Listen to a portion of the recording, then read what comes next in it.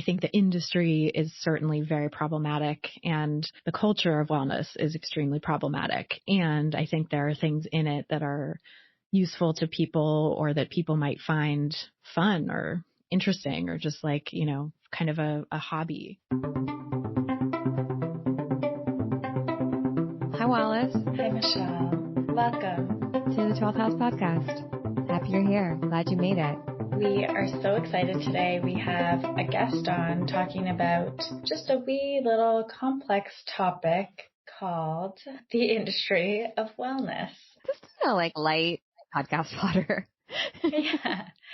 As we mentioned last week, we're kind of taking a zoom out, looking at some of the bigger topics that have been, in the DMs, in our inboxes, in our conversations for the last little while, and having just, a pulse check. How are we feeling about this topic right now? And speaking with some really lovely, interesting guests to kind of wrestle with those gray areas. So today we have the lovely Christy Harrison, who is releasing a new book, which we talk a lot about.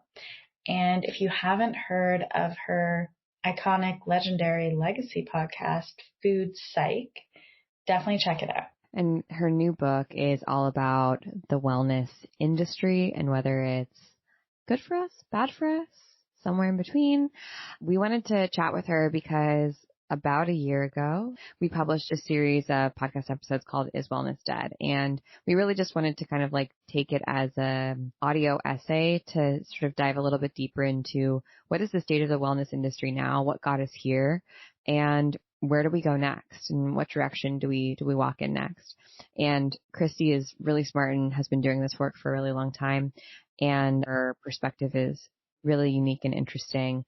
And we definitely, I think, have some areas of overlap and also some areas of disagreement, where we maybe our experiences in the wellness industry have been a little bit different. It's a very illuminating and complex conversation, I feel like. We had a great time. Christy is awesome. Oh yeah, she's awesome. But what does it even mean to be in the wellness industry anymore? What does it even mean to be well? We're so fortunate to have so many different voices speaking to that.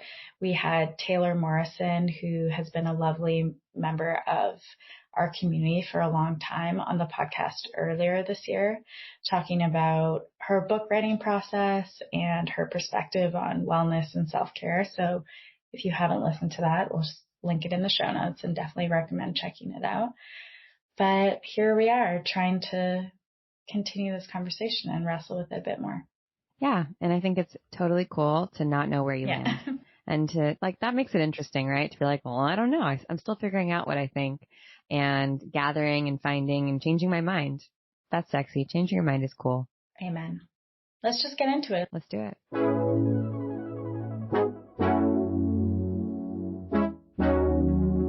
Christy, I do just want to for my own edification, Mm-hmm.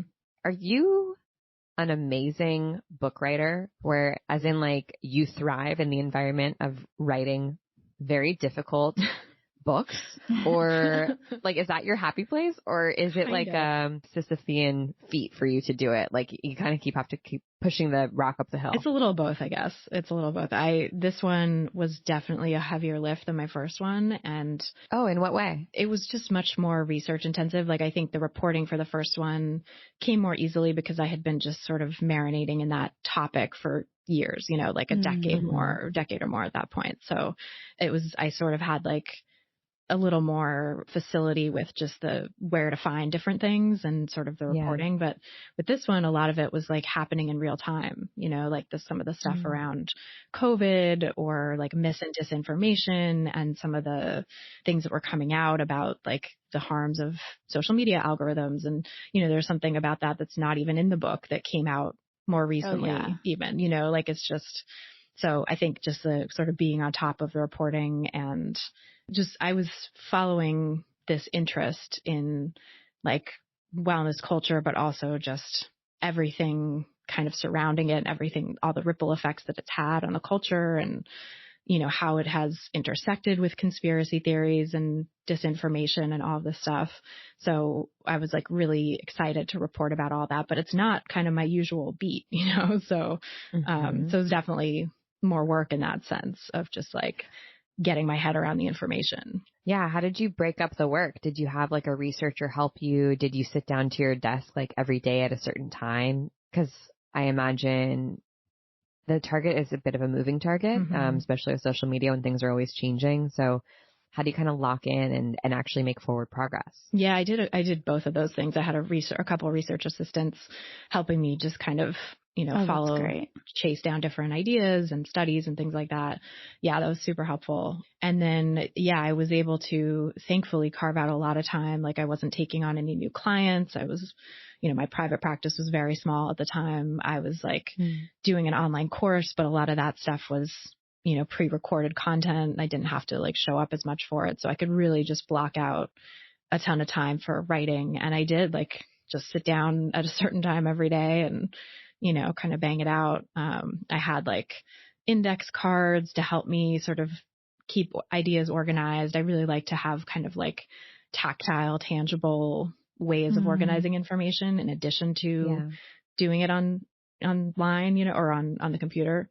So like that was a big part of my process. And I was also pregnant at the time, which is wild. Like I was going to ask if you were pregnant or if you had your baby at the time. Yeah. No. Okay. So you were pregnant. That is another, like, that definitely throws you for a loop. Yeah, it was wild. I was pregnant when I was writing the manuscript, and then I had just had her when I came back and did the revision. So both of those were some very different experiences. Like the part where I was pregnant, I thought was hard, and I did not know hard until I came back and tried to revise with, a 3 to 6 month old who was nursing and like needed me constantly, and so just like learning to be interrupted and let things go and come back and like be a little bit more in the flow with it was really a huge learning curve for me. It's not how I typically work. I think with reporting and journalism, I tend to get very fixated and very sort of hyper focused and just like shut everything else out. And that's how I can concentrate and do the work. And like, you can't do that when you have a tiny baby or even when you have a toddler as I do now, it's like, you have to be more available and more sort of in and out. And so I think it's been interesting learning to do that. Yeah, I think both Wallace and I can probably relate to that sort of like dogged nature of like when you've got something wanting to just dig in as deeply as possible. And it kind of strikes me that I think the person, it sounds like you've written this book for, has maybe that relationship with wellness, maybe like a bit of an extreme, I would call myself like an extreme personality, where when I go for something, I can't just like go on a jog. I'm like, well, now I'm going to train for an ultra marathon after like never having been a runner before. Right. And I think a lot of people who are attracted to wellness are that persona. And perhaps there's something about the wellness industry that is like the siren song to us and what makes it so unwell. And I'm just curious, do you kind of clock yourself as that type of person? And how do you relate to that? Yeah, I totally do. I think I'm very much the target audience of wellness and, have been like very bought in the past. And I think I'm the target audience for multiple reasons. As I share in the book, I have multiple chronic health conditions that like many of which are very much in the wellness space now, autoimmune diseases, Hashimoto's thyroiditis, and, thyroid disorders are, I think, and endocrine disorders in general are such a huge thing in wellness culture now. And, various different autoimmune conditions in addition to that, plus, skin conditions like eczema and acne and these things that I think are just ripe for, because the Western medicine doesn't have great answers and great solutions for a lot of those conditions. And so, although I think I've found really great solutions, honestly, in dermatology for my skin, but, when it comes to autoimmune conditions, thyroid stuff, irritable bowel syndrome is another one I have that, there's just really not a lot of good, helpful tools and strategies and medications from conventional medicine. And increasingly, I'm seeing even conventional doctors kind of tipping into this more like functional, alternative, kind of integrative space of like, well, try cutting out this, and this. And, for me, that was such a slippery slope into extremely disordered eating. And I've seen it be that for so many people now too, that, I just won't mess with that anymore. Like I don't cut foods out, but there's not a lot of great tools and solutions there still, even, you know, being healed from disordered eating and having my digestion be a lot better than it ever was when I was, you know, trying to be gluten-free or dairy-free or this and that free. It's gotten a lot better as I've let go of disordered eating, learned to manage my stress, learned not to make all kinds of sweeping changes to my diet.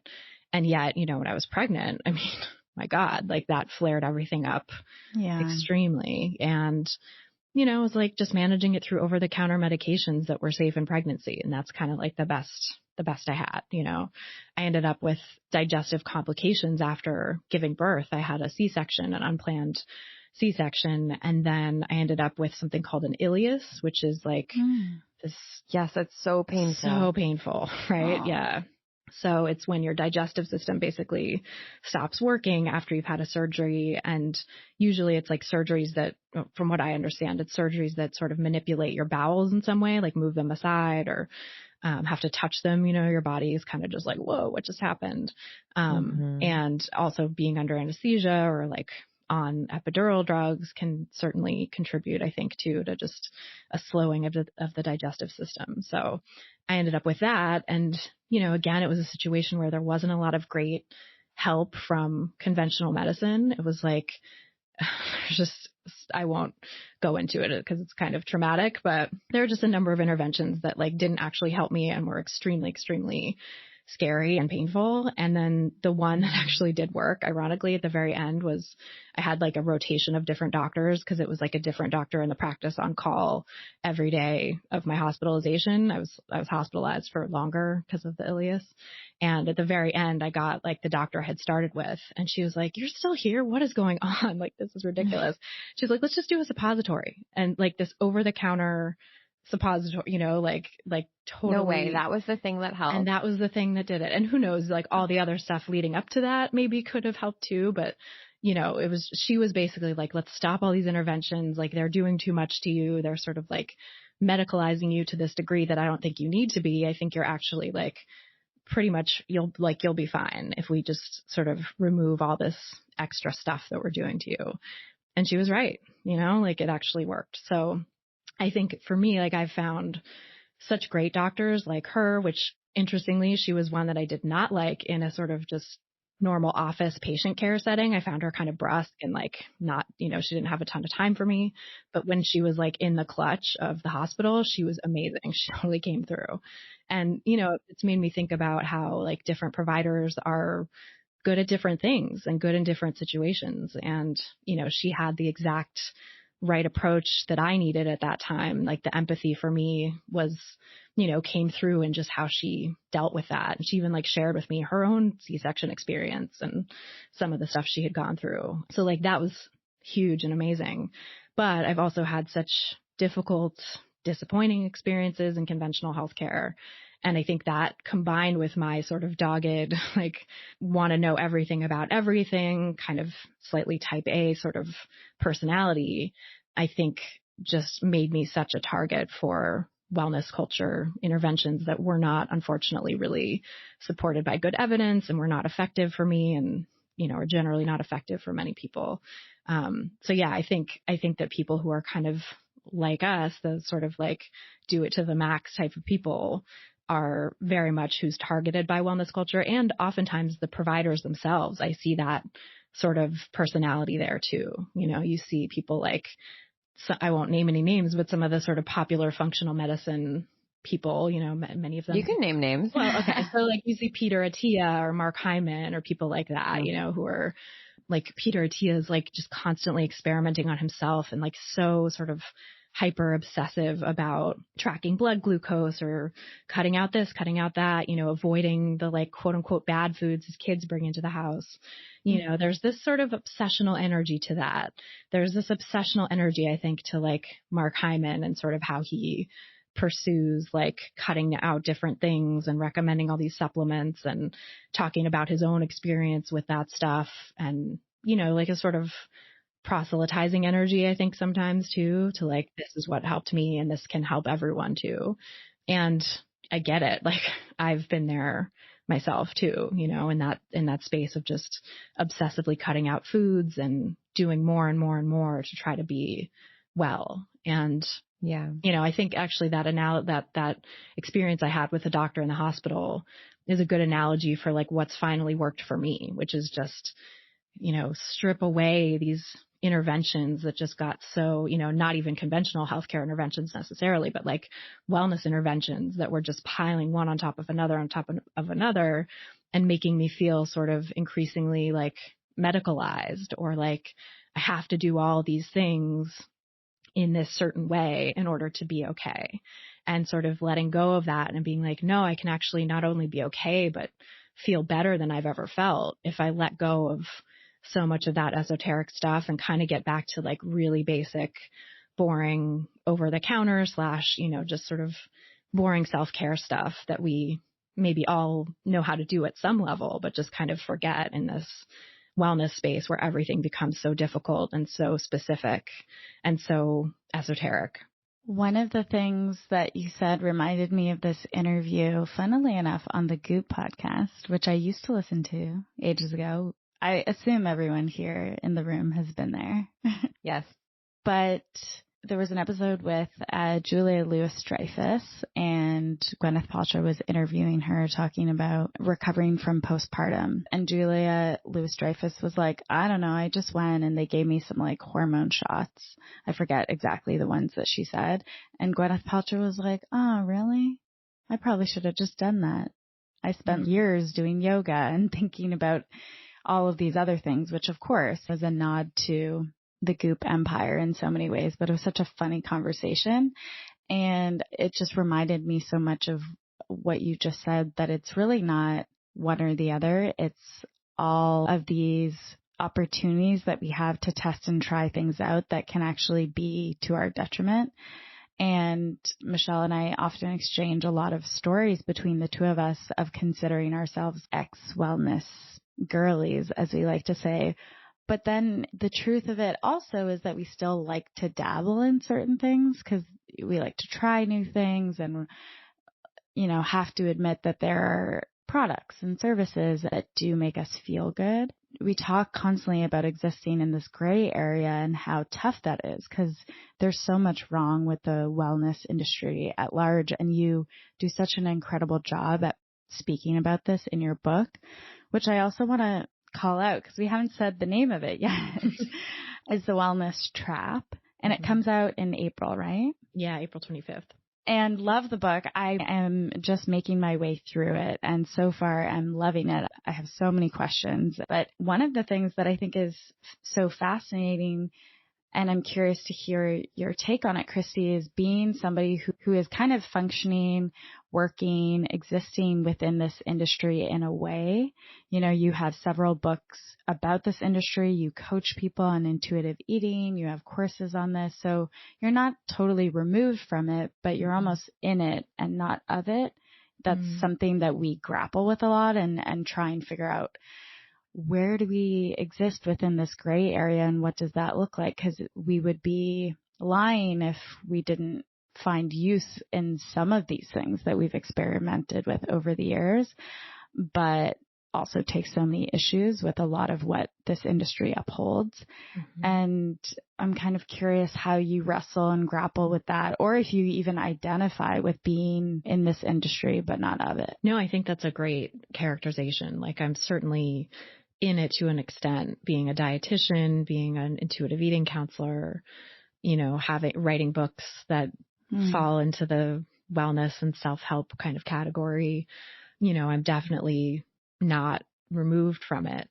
And there's things that I find helpful too, like I practice yoga and meditation and have found those things to be extremely helpful for my mental health, for my physical well-being, for just, feeling good in my body and in my mind. So I'm not removed from it entirely. And I don't want to like paint it with a broad brush and say that all wellness is bad, and I think the industry is certainly very problematic, and the culture of wellness is extremely problematic. And I think there are things in it that are useful to people, or that people might find fun or interesting, or just like, kind of a hobby. In the introduction to the book, I talk about the Poog podcast and the two comedians who host it are like very much, I think, both in it and of it, I would say. They're like people who really love it, but who really love wellness culture and the industry and the products and stuff, but certainly like poke fun at it as well. But I think, they're sort of an example of people who just are doing it, like literally. I think it was Jacqueline Novak, one of the co-hosts, who says, pursuing wellness to this degree when you don't have an illness is arguably like a hobby or a pastime.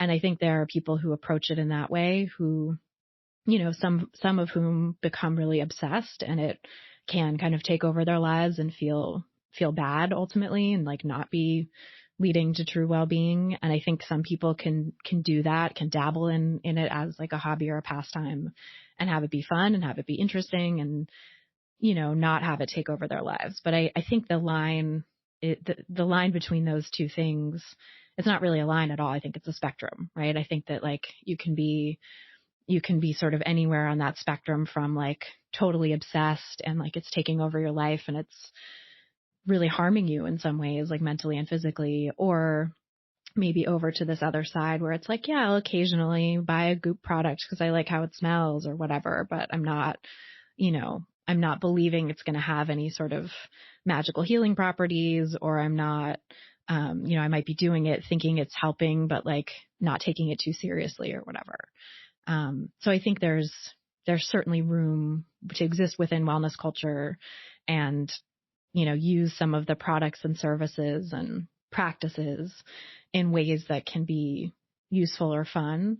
But I think it's just important to like always check in with ourselves around, how is it actually functioning in my life right now, right? Is it something that I can sort of hold lightly and enjoy and have it be like, feel useful? And maybe it's a placebo effect, honestly. So many of these things in wellness culture really don't have a lot of evidence behind them, but may have strong placebo effects. And that is real. Like the placebo effect does have a real ability to relieve pain, like placebo beliefs or, believing something is helping you can actually trigger our endogenous opioid system, which helps our body create pain relief for itself. So, there's that piece, right? That's like, maybe it is actually helping in some way, but then, that can easily be outweighed by, and it's creating disordered eating. It's creating obsession. It's, taking me away from being spontaneous and flexible and having connections with friends and family that are enriching my life. So like on the balance, the harms are outweighing the good. I think it's important to kind of just be mindful of where you're falling in that sort of calculus for yourself. And I think it's not just on the basis of like individual practices or products or services, but also looking at your relationship with wellness culture as a whole. Like when you do this one practice, like I talked to someone in the book who was having a lot of chronic pain that was dismissed by Western medical providers. They had another chronic condition already, Crohn's disease, but unbeknownst to their providers, they also had endometriosis. And so the pain that was coming up, pretty cyclically with the endometriosis, the doctors were dismissing as like, well, that's just your Crohn's. You're going to have to live with that forever, even though the Crohn's was actually very well managed at that point through conventional medicine. And, so that sent them down this path where they went to acupuncture for the pain.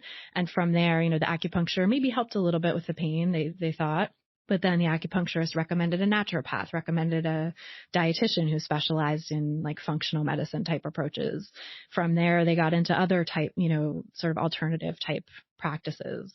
And so I think that's a space where it's like one thing can be helpful, but then it can lead to other things that, for this person I talked to and for many people I talked to for the book and my own experience too, those approaches ultimately were really harmful and, sort of messed up this person's relationship with food in a really profound way and their relationship with their body as well, and so it wasn't until they actually got the diagnosis of endometriosis and got treatment for that, which again, through the conventional approach, really helped them manage their pain and kind of strip away some of the restrictions and deprivation that had been layered on through these other alternative approaches. I feel like there's an archetype of like wellness person who kind of goes through this, the extreme, and definitely like experiences some harm in the wellness industry. And I feel like right now, just in general, we've escaped as a collective from like, I don't know, CrossFit, Bulletproof Coffee, Dr. Mark Hyman ruling the world to like now the girlies are back on milk, drinking milk and like eating gluten and I don't know, even drinking coffee. Oh my gosh, we're not just drinking matcha anymore.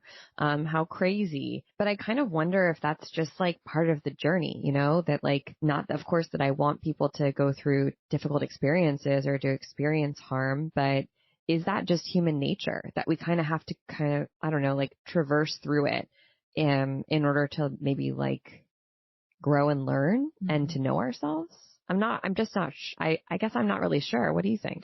Yeah. I mean, I think that's a part of it. I think, you know, so many people, it's interesting to look at the timeline in a person's life when this often happens, right? Because for many of us, many of the people I talked to for the book and myself included, and maybe you as well, like, you know, it starts in your maybe late teens or your 20s, and often the sort of obsession kind of ramps up through the course of one's 20s, and then, you know, 30s and 40s hit, and you're sort of like starting to look more skeptically at things.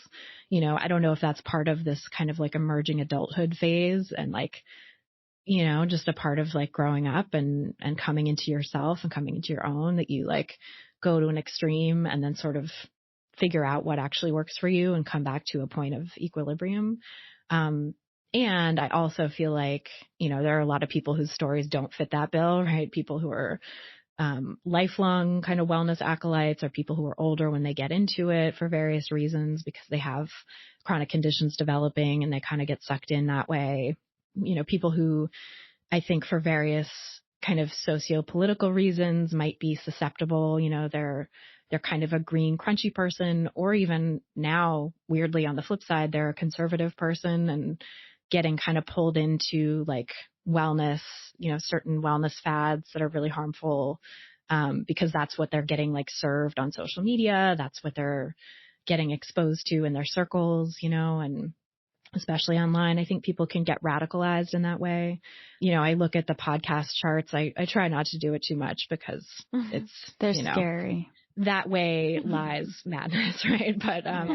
But also, you know, I'm curious where mine shows up. I have a new podcast that just came out and that ended up pretty high in the charts. So I was kind of looking at it, and, you know, the people you see, the podcasts you see at the top of the charts are pretty consistent. You know, Mark Hyman, Peter Attia, like Goop is often up there, Will Cole's podcast, you know, like it's a lot of functional medicine. It's a lot of, you know, kind of demonizing of food, lots of different kinds of foods. And it's a lot of wellness culture, right? And so I think, you know, there's certainly a lot of people go through their phase of moving away from that. But I think as a culture overall, that is still very much happening. You know, I think that we've gone through in the last 10 years or so, there've been a lot of like moments and think pieces and people being like, wellness is dead. Like the wellness industry is finally going away. You know, even like prominent journalists in the wellness space will sort of predict the end of Goop or predict the end of this style of wellness or whatever.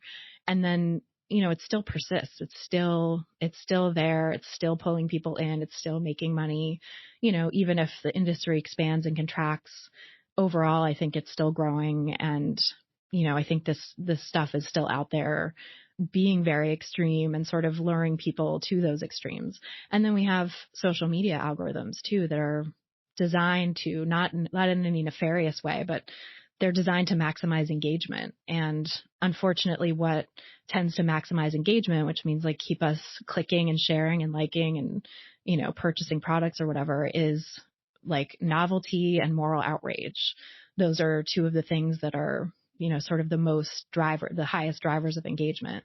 And so things that sort of, you know, stoke those fires and that kind of meet those needs for novelty and moral outrage are often things that are like, oh my God, did you see this ridiculous wellness practice? Did you hear what Gwyneth Paltrow is saying about her, you know, wellness routine? Oh my God, share. This is terrible. This is so disordered, right?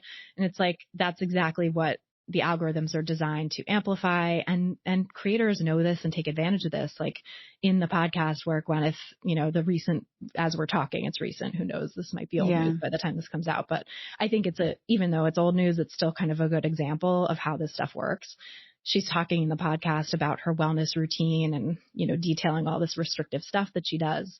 And then later in the interview, the host asks her, Will Cole actually asks her, this is probably going to be ripped apart or whatever, paraphrasing, like, this is probably going to cause a lot of outrage. Like, what do you say to people who, get so outraged about your wellness practices? And she talks a little bit about Goop and sort of what, her approach is and philosophy and everything and how she deals with haters. But then she's like, and, the controversy is part of the business model. Like, she literally says that, right? So she knows. And I think people in this space know that is something that drives engagement and that keeps people coming to their platforms. And so I think that's a real part of it too. Like, even if many individuals, maybe it's true that individuals need to kind of go on this journey of like approaching stuff in an extreme way and then like dialing back and seeing what really works for them. But I think that we're kind of prevented in a way from really even doing that by these algorithms that keep driving us toward the more extremes, that can take someone who comes in looking for like quote unquote healthy eating information and drive them to pro eating disorder content and like self-harm content. It's just, it's not a fair fight. And so I think that's part of it too. It's the culture in general, I think, is pushing people towards really unwell ideas of wellness. Yeah. I feel like that extreme, Christy, that you're talking about of like, yeah, let's say, I feel like I see this on TikTok a lot where people are like, oh, I fell into the XYZ Chloe Ting workout during COVID and now I have like an eating disorder, right? Mm-hmm. Because I've followed this YouTube workout, I follow exactly what this person does. And I definitely have compassion for that, but I also feel like that is every part of our system and society at this moment in time. It is all extreme.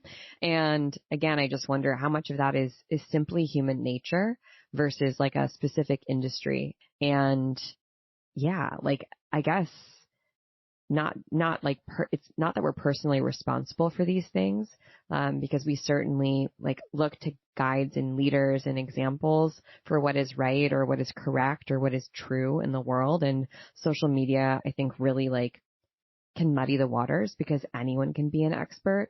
But I also just, I just kind of have that question mark over my own head of maybe that's just part of it. Like, maybe these are some of the lessons we need to learn the hard way for many of us to trust ourselves, is that we have to trust the wrong people in order to be able to listen to our inner voice. Because I know that, like, at least for me, that's been like a hard one lesson that you couldn't have told me in my early 20s. Well, you should just listen to yourself. I really had to like betray myself in order to learn how to do that, if that makes sense. Yeah, I identify with that too. I also think, though, from my own experience and that of people I've worked with on these issues, I'm like, what led me to be in that place in the first place, right? What led me to not trust myself? I had a lot of trauma, in childhood and young adulthood. I think that helped lead me there, that made me feel like I wasn't able to trust myself, that like, I needed to look to someone who was smarter than me and better than me in some way to like tell me what to do. And I think it was only when I was able to really heal those things and start to like have compassion for myself and have more connection to my body, because that was another thing, like being this hyper intellectual person who's so curious about everything and wants to know information. Like, I think that just led me further and further, and I went into journalism as my first career, and that like really amplifies that, I think, too. And there's just like such a primacy on information and intellectualization and really not on like embodiment and self-care and sort of feeling what's going on. Because I think if you could like, especially in the types of jobs I worked, like if you really were in touch with your body and what was going on, you'd be like, red alert, like get me the hell out of here. This is a toxic environment, Danger zone. Yeah. So like, I think that plays a role too, like trauma and, just not even necessarily trauma for everyone, but just the kind of lack of support around learning to trust ourselves, learning to sort of read situations and know who's safe and who's not. Like, I think many of us unfortunately don't get that because we're not modeled that from our families of origin. We're not taught that in school. I do think like some schools now are doing a better job with media literacy and helping teach kids how to sift through information because they kind of have to be because of what's out there online and like kids getting plugged into social media so young. But I think it's still a real uphill battle. Like, I think there's still so much that needs to be done to sort of help on a societal level, kind of turn people from this extreme, potentially harmful version of wellness and the extremes that exist in other facets of society as well that are, I think, unfortunately, like really undermining collective well-being.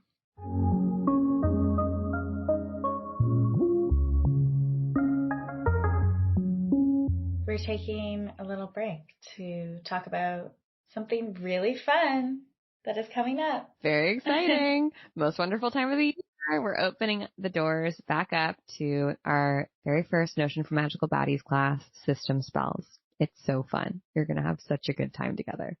Technically the GOAT of our Notion classes. The crown jewel. But if you had to start anywhere, I would say starting with System Spells. You'll go from black and white to full color when you understand systems and how they work. And that's the goal of our class. We use Notion as the backdrop to sort of help you visualize how systems work together and how you can build them for yourself. And we created this class for people just like us, people with squiggly, nonlinear, creative, intuitive brains who are not naturally organized, who are not naturally sort of like type A, who tend to have lots of notebooks with little scribbles everywhere, all around their house, who have Post-its everywhere and send text messages to themselves to remind themselves to buy the things that they need at the grocery store and yet still somehow forget, but are also genius in their own unique way. We made this class for you to help you streamline your thought process and get more clear mentally so that you can do what you're here to do, which is be big, beautiful genius who makes the stuff that you're interested in and really follows, not to be cheesy, but follows their dreams. And we love a framework here, and we use several frameworks to ground us in the teaching of this course and walk you through. We use the rule of one, we use inboxing, Monday Hour 1, and also we teach you how to create and use a second brain, which is pretty ideal for anyone who is storing information of any kind, whether you're a content creator or you're just designing your office in your house and you're doing a home makeover or you're planning a trip. It's kind of hard to ground this class in one thing because you can come in and get many different things out of it depending on what you're looking for. So it's really using ecosystem and design thinking to design your own personal frameworks for whatever area of your life you need it in most. Amen. Well said. And I think in particular, this class is amazing for people who have lots of ideas that they want to execute on, whether that is, redesigning your bathroom or planning a big trip to Japan with your family or finally writing that book that you've always dreamed of writing, but just don't know exactly where to start or really can't keep the motivation up through that project, even though it really excites you. And maybe you feel really bad about that. Listen, it's not your fault, not by a long shot. Really, you've lived in a world forever where systems are made for brains that are not like yours. And it's time for you to learn the systems that make sense for you and your unique, brilliant brain so that you can do the things that you're really excited about, whether it's writing that book or going on that amazing Japanese adventure. Doors open on April 11th. They close on April 18th, and class officially begins on April 18th. It's a 2-week course with 6 different sessions, and the sessions are all live. If you can't join us live, you can always catch the replay, no big deal. And like all of our classes, if you sign up for one iteration, so if you sign up for System Spells, you get every version of System Spells that we've ever done in the past and in the future. So you can drop into class if you're an alumni whenever you want. If you need a little bit more information, all the links are in the show notes that will give you all of these details and more. And we hope to see you there. Yeah, and I'm hosting a Notion cleanup sesh in Mighty Networks, and we'll put the link below so that you can join in case you're just curious to see what it's all about and get a little bit more familiar with Notion. Love to have you.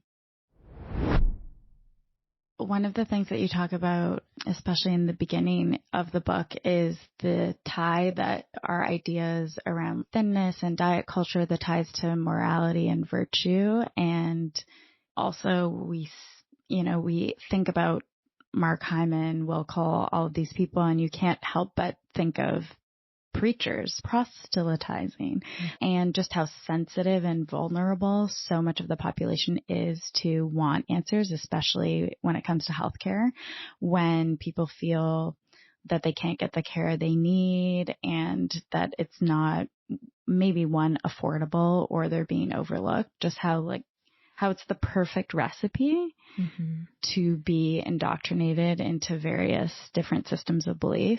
But I'm kind of curious on your perspective of how, I know I've seen within a lot of the wellness and spiritual spaces over the pandemic, the kind of anti-vax perspective to QAnon pipeline situation that happens there, and how closely that feels tied to this association with religion and religiosity as it relates to quote unquote wellness.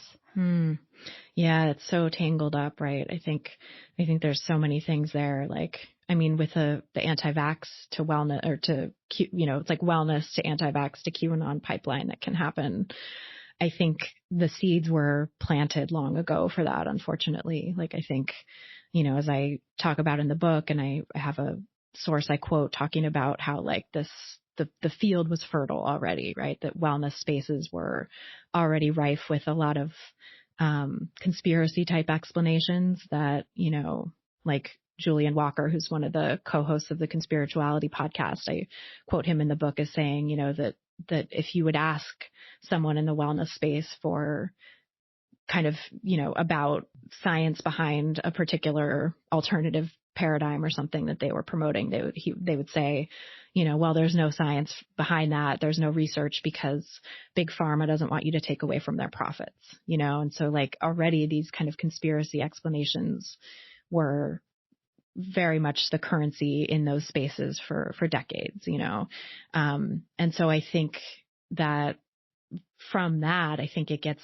sort of easy, especially with the machinery of social media, radicalizing people and taking them to extremes, to get from a space of okay, I'm already skeptical of, so-called big pharma, so-called big food. I'm thinking about, food systems and healthcare and medicine in this way that is very skeptical of the sort of conventional approaches, but then kind of not at all skeptical of the approaches that are held up as being more natural.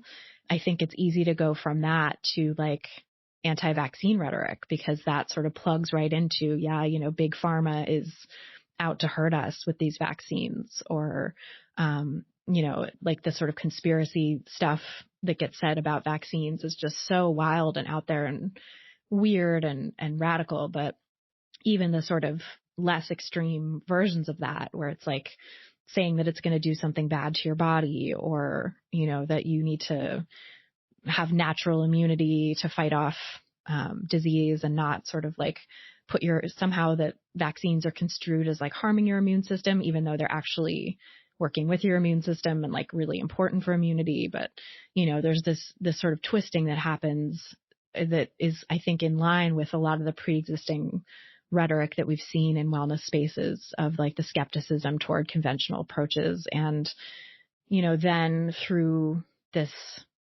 again, kind of radicalization engine that we have with social media, these groups that are sort of bridge groups between the really fringe extreme conspiracy theorists and the more pastel QAnon, version that gets where the QAnon's conspiracy theory gets sort of repackaged in pastel colors for a largely female wellness audience.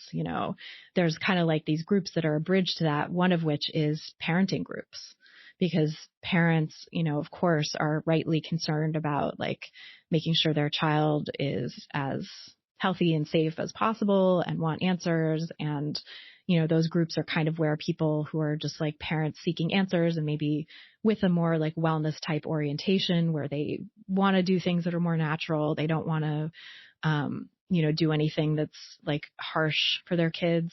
I think people like that can come into contact with people who are more extreme conspiracy theorist types who are like, yeah, big pharma is trying to microchip your kid. And, even if you don't believe that extreme of a sort of argument, when you're in those spaces where you're having contact with people with those kinds of ideas, the algorithm starts to pick up on that and serve you more content that is anti-vaccine or vaccine hesitant.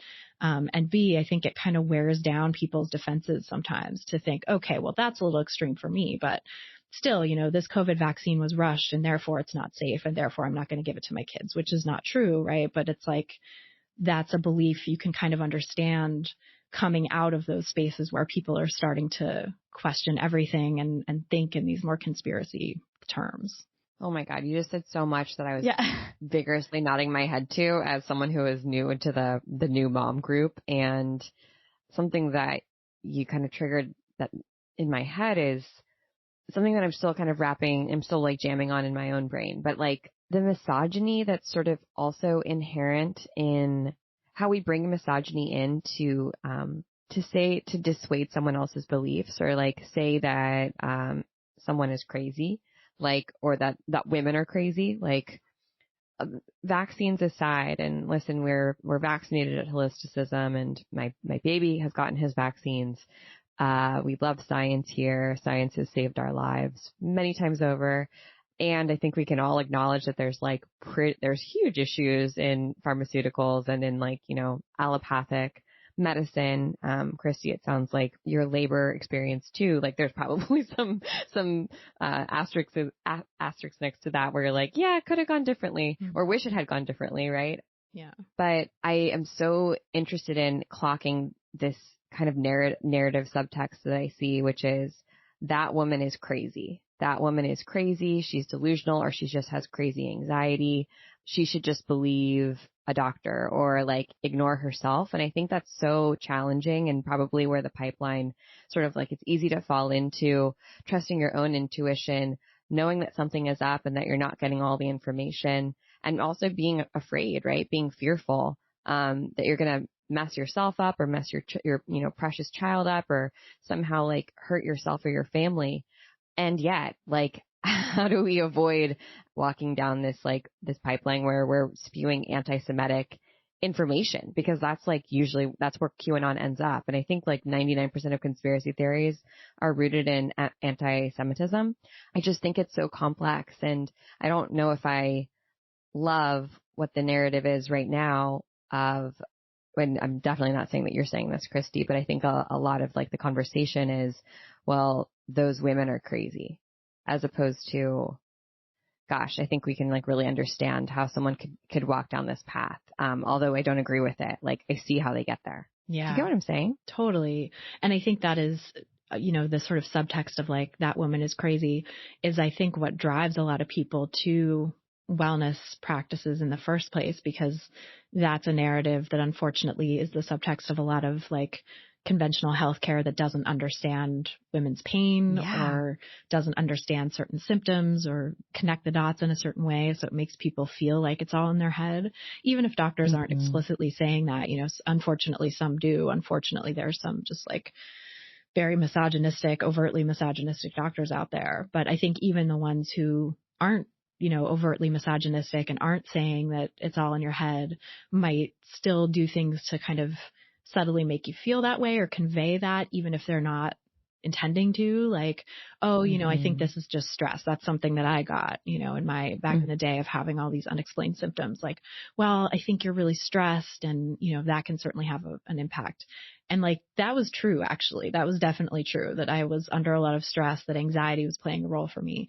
And it turned out I also had autoimmune conditions, and it turned out I also had hypothalamic amenorrhea from not eating enough and over-exercising. And, all of those things were playing a role for what was going on.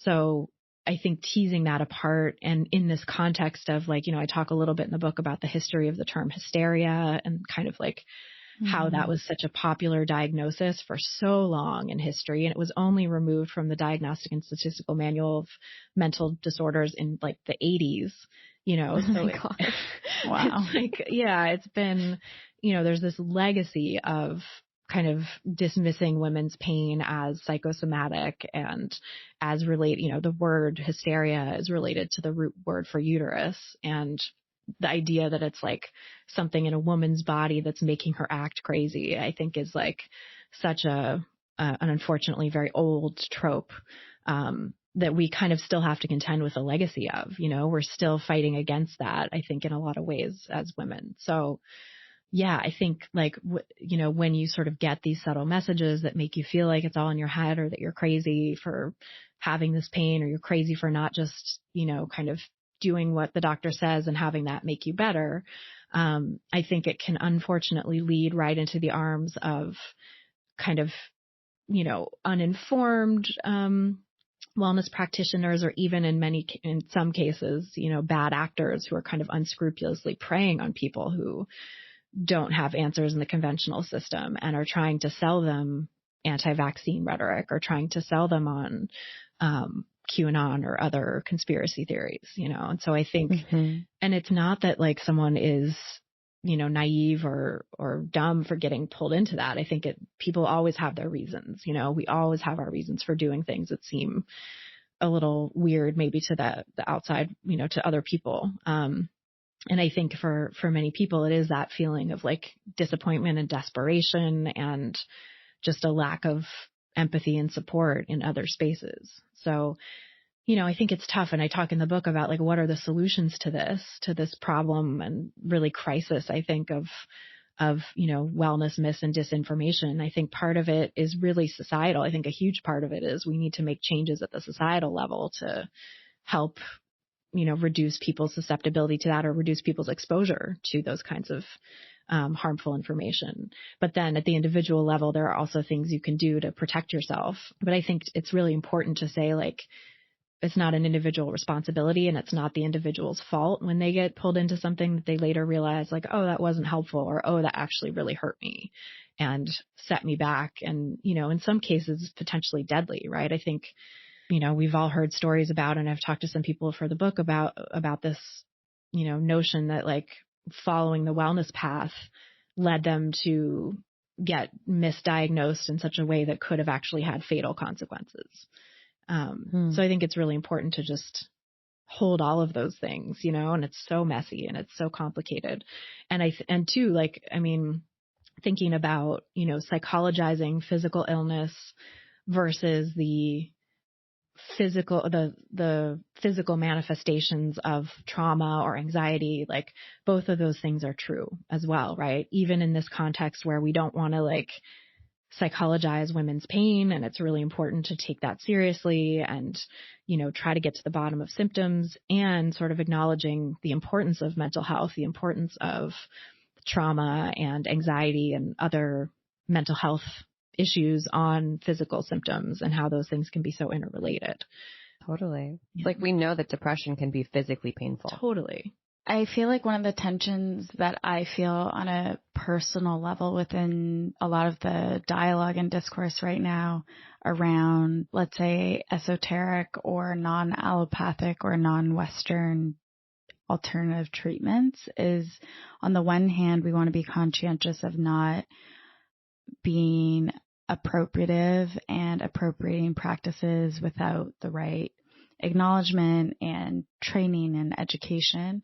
And then on the other hand, it's like, well, the scientific method is not perfect, and there's a lot broken with that system, especially when you consider what gets funded for studies, when it is funded, how it's funded, especially as it relates to women's health. Mm-hmm. I think I personally just struggle with that. I'm kind of curious how you feel, Christy, about that tension there of where is the line of also understanding there's other forms of not only intelligence, but practices in the realm of health and wellness that aren't totally easily measurable by the scientific method as it stands. Mm-hmm. I think that is such an important tension. And yeah, it's something that, I think we do the best we can with, right? Like, yeah. I think the fact that there are things that are emerging or not well studied or not known at the time that we're living and going through something, certainly can lend itself to feeling like, well, maybe I should experiment with some of these alternative approaches, but it can also lend itself to susceptibility to real disappointment, kind of at best, or at worst, real harm, real physical and mental harm, right? So I think, looking at it from like a risk benefit approach can be helpful sometimes. And I think that is where, some people start to feel like, well, what have I got to lose? Like, I'm having so many symptoms and so much pain that's not being addressed in the conventional system. Like, what do I have to lose by trying this other approach? And unfortunately, I have personally known people who've lost their life in that way, right? So like you can actually lose everything. And sometimes those approaches may help mitigate some of the pain, some of the symptoms. And it's really just, it's so tricky. It's so tricky. Yeah. Kind of looking forward, one of the things we're doing on the podcast this month is zooming out, looking at bigger picture topics. I know you talk about manifestation in your book. That's one of the things we talked about with a guest earlier this month. Like, how should we think about this topic now? And as we're thinking about wellness and diet culture, what is your kind of take on how someone should think about it now at any stage of their journey? Or how are you approaching it now from somebody who's been kind of on both sides and continuing to, work with the tension in that gray area? I think for manifesting, I've seen like the dark sides of it, certainly the way in which it can trigger anxiety and make people feel personally responsible for everything that happens to them, and how problematic and harmful that is, especially for people with, for everyone. But I think when it comes to wellness, it's like when someone has chronic health conditions, the concept of manifesting can very much make it feel like these are all my fault. I've thought the wrong thing. I live on the wrong frequency. That's why I'm suffering. And I think we just need to let all that go. I think that's not helpful or true. And I think, there are ways in which the concept of manifestation can be useful, perhaps, like the idea of, planning for the future, of thinking about what you really want and then what it's going to take to get there. Trying to think positively and reframe experiences so that you're not just constantly stewing in shame or anxiety or other bad feelings, things that I think that like any sort of traditional psychotherapist would say are useful, right? Like some cognitive behavioral tools I think are compatible with the idea of manifestation. But I think that the sort of literal version of it, the way that it was kind of initially construed, where it's like literally what you think about, you bring about, and your reality is a manifestation of your thoughts. Like, I think all of that is it's just this kind of magical thinking that can be so toxic to people who have any sort of anxiety or pre-existing, mental health conditions, and potentially can also even trigger that in people who maybe don't, but are vulnerable. So I think we really have to be careful with approaching it in a way that's not going to just turn into this sort of shame fest and berating ourselves for what is going wrong in our lives and feeling like personally responsible for everything because we thought the wrong thing. Oof, toxic, that manifestation rabbit hole. From where you sit, being somewhat in wellness but not of it, how do you think about the idea of like, how should we think about the wellness industry now? Is it something that you're approaching with kind of this more gray area approach, or are you feeling like this is something we need to abstain from? Like, what's your kind of take on how you feel now after having written these 2 books? I know you have this new podcast that just launched about the industry. What would you kind of say to somebody who's on a journey in wellness right now?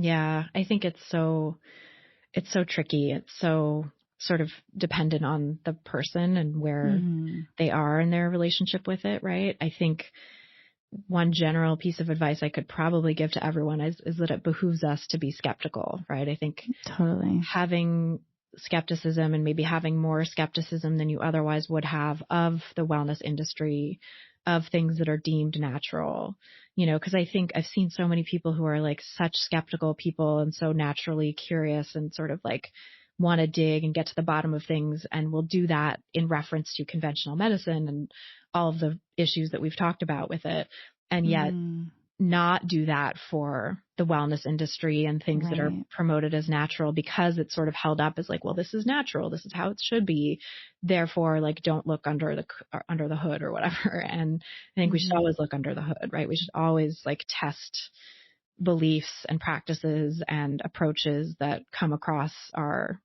desks or whatever. And like if we do something and it helps us feel better, okay, maybe that's a sign that it's going to help going forward. Maybe we do it and it helps us feel better for a time, and then we don't know for after a while, like, is this helping? Is this not? Now I'm having new symptoms, or now I'm having this other stuff pop up, and, or a resurgence of the old stuff. And like, I just don't know. Okay, that's good information to like keep being skeptical, keep, sort of considering and unpacking that.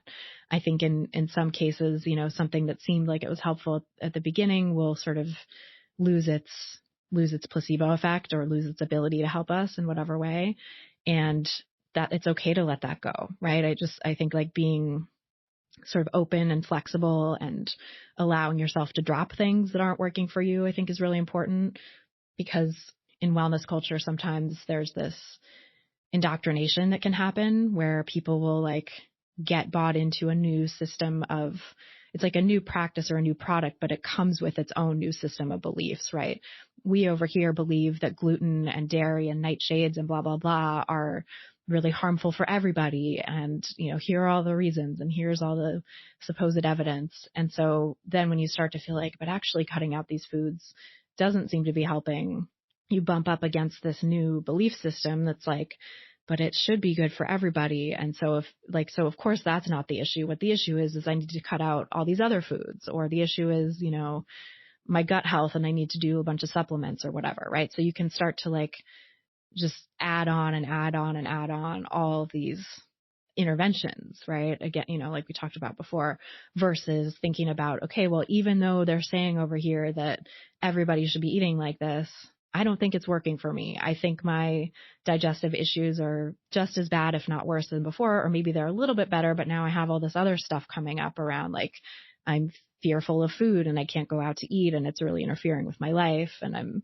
in some cases people are malnourished or whatever it might be, right? So like just looking at the sort of, is the good outweighing the bad here? And can I like let go of the belief system that I've bought into that's telling me, natural is always better and I should be working with this integrative or functional person as opposed to going back to my allopathic doctor, and, sort of let go of that belief and say like, okay, well, I don't know if this worked for me either. And can I move on to something that is helpful, or can I kind of like just take a moment and regroup and maybe not do anything and see how I feel? Giving yourself the space to do that and not feeling like there's anything wrong with you or there's any shame in, rethinking your approach as you go on. Amen. It's always good to test your meaning-making systems, like, is that still how I see the world? And then do I still believe that to be true, and why? Like, what evidence do I have I created for myself that proves that is true for me, Yeah. Christy, this was amazing. You're so smart. It's like intimidating how smart you are. And I'm glad we get to witness you and enjoy you, and not just read your book, but also listen to your podcast. I binged all 3 episodes that you have up so far, and they're full of depth, and your guests are so delightful. And I'm like so impressed that you're not just launching a book, but also launching a podcast, because I feel like just one of those things is really like takes a lot out of you. So kudos to you. Well done. Thank you. Well, I did have another podcast for 10 years and I've kind of like not so seamlessly, but sort of more easily transitioned into it for that reason. Because I have my systems down. I can just kind of plug in the new podcast to those. So it's been helpful. Congrats on that. I'm like 10 years also. Legacy podcast. Incredible. Yeah. Thank you. Podcast early adopter. Yeah.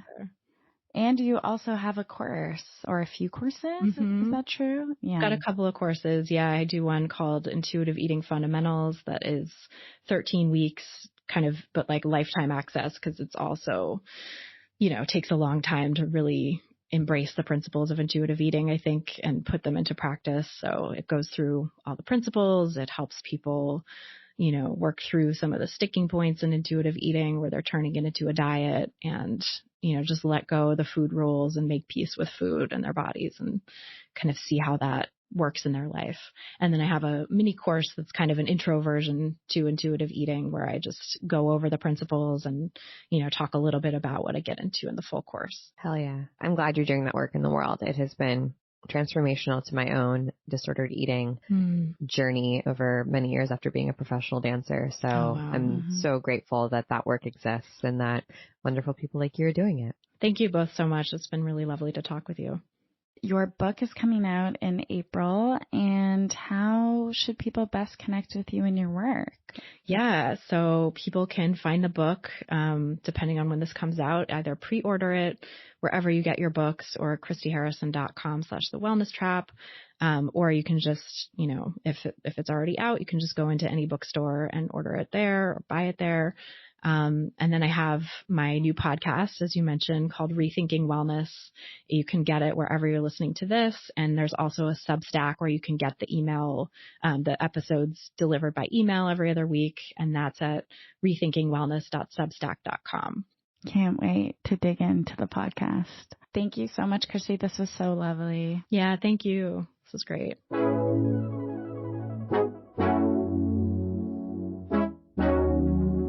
We hope you enjoyed this lovely conversation with Christy, and we will be back next week with a really exciting conversation about psychedelics with a pro in the industry. And following that, on this topic and this theme of these bigger questions that we're asking, we're going to have a lovely conversation with Michelle and another big bod entrepreneurial mother on the pod. So look out for those episodes, and we'll see you next week. See you next week. Love ya. Bye. The 12 Ties is produced by yours truly, Wallace Miller Blanchard. Our theme music is made by Nathan McKay, and our wonderful editing is done by Softer Sound Studios, who you can find more information about in our show notes.